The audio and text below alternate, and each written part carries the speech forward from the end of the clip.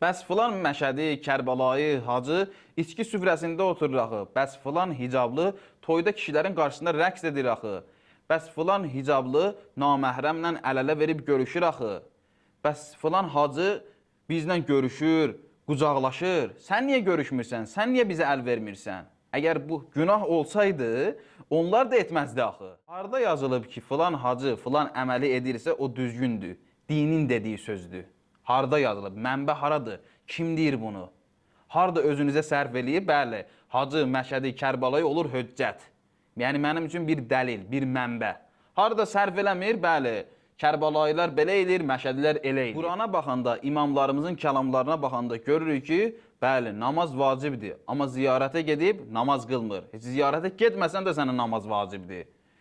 Ziyarətə gedib, həc ziyarətinə gedib, şərab evi açıb və yaxud da dükanını şərab evinə arenda verib, icarə verib.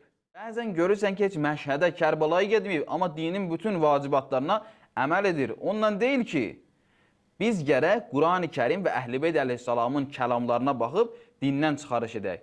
Yoxsa mən harada bir söz tapa bilmədim, əlimdə bir bəhanə olsun. Bəs filan Məşədi, Kərbalaya edir axı.